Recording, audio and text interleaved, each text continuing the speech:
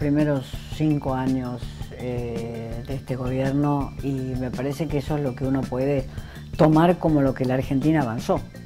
Es decir, salió de una gigantesca crisis económica, empezó un proceso de desendeudamiento y sobre todo puso a la política, no a la manera que dicen los kirchneristas, que revivió la política, etcétera, sino que puso a la política como organización de los conflictos sociales. En cuanto a los derechos humanos, yo creo que se ganó y se perdió.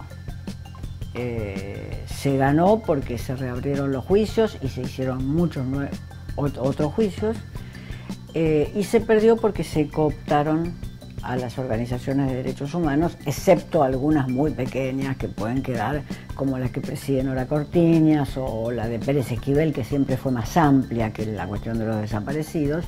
Se cooptó el corazón simbólico de los derechos humanos, se cooptó sobre todo a Carlotto. Yo creo que Bonafini hace más política. Por un lado, esas organizaciones deberían haber expandido su campo de trabajo en derechos humanos, no lo hicieron, se dedicaron exclusivamente a la memoria. Y por otro lado, una organización de la sociedad civil es realmente negativo y es realmente un retroceso que sea cooptada por un gobierno o por un partido político. Infinidad de cuestiones que tienen que ver con los derechos humanos, como son las que conciernen a los pueblos originarios, a las minorías más abandonadas de este país, no fueron tocadas y los organismos fueron cooptados.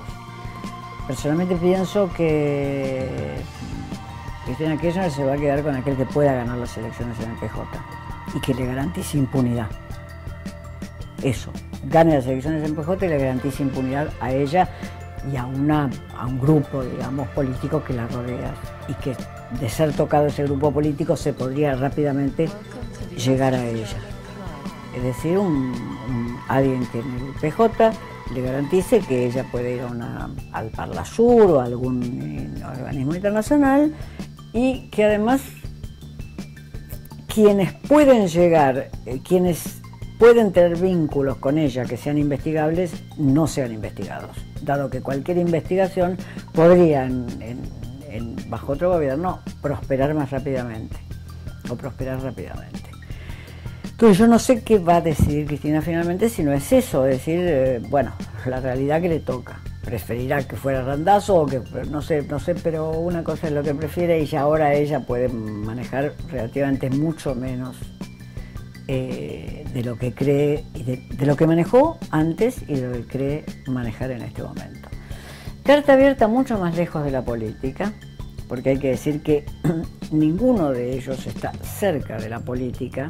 Si por política entendemos la gestión de estos conflictos cotidianos, con el Partido Justicialista, fuera del Partido Justicialista, con el Frente para la Victoria, etc. Digamos, si por política entendemos esto, lo que hace Sabatella, para poner un nombre, Carta abierta está mucho más lejos de la política de Sabatella.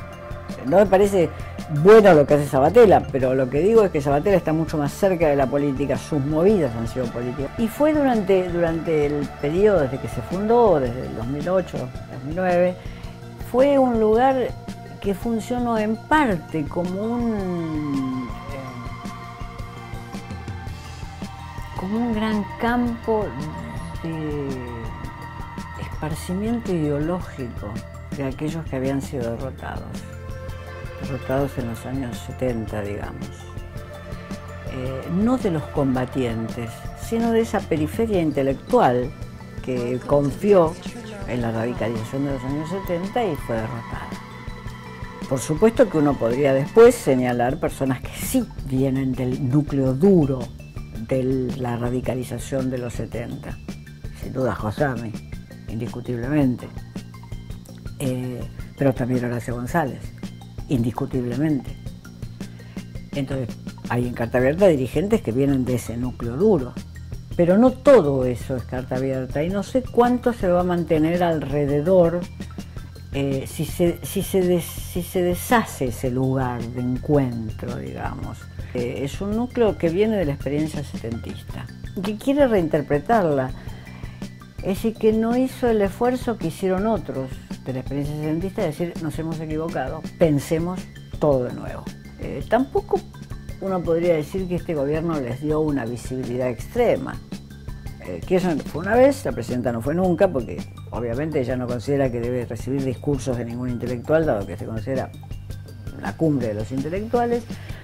Por tanto, uno no podría decir que todo lo que tienen se lo dio este gobierno, sino más bien se lo dio la coincidencia con lo que este gobierno prometió y los deseos que esta generación de militantes y de periferia, no solamente de militantes y periferia encontró en este gobierno.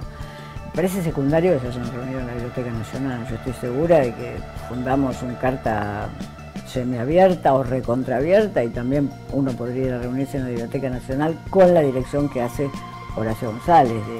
El nombre de la Secretaría supongo que es de las cosas que Foster más debe despreciar intelectualmente, lo conozco muy bien.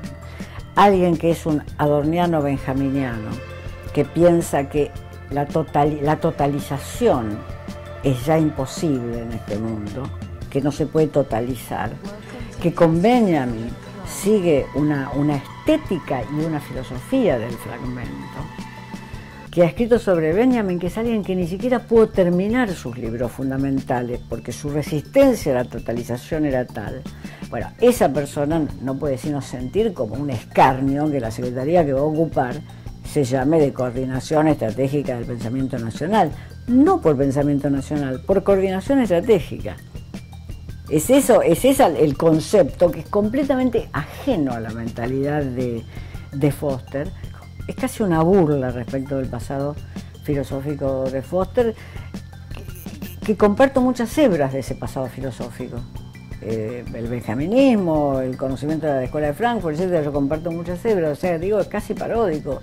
Si a mí me dijeran que Foster, ya hace 10 años me hubieran dicho que Foster iba a dirigir algo que se llamara Coordinación Estratégica, yo ya no está en contra de sus principios filosóficos fundamentales. Si me dijera estallido y constelación de las ideas nacionales, yo diría, bueno, podría ser. Si hay intelectuales que tienen interés en hablar con los partidos que forman una, me parece obvio que hay intelectuales que vinieron del kirchnerismo y tienen interés en hablar con los partidos que forman una, me parece obvio que hay que hablar, porque además tiene una experiencia de adentro de la cual uno puede enterarse de muchas cosas, aunque sea para enterarse de dónde está uno parado. Hablar con gente que pasó por alguna experiencia desde adentro es interesante para un partido, aun cuando no fuera una cuestión de principio. Para mí es una cuestión de principio hablar con quien propone un diálogo.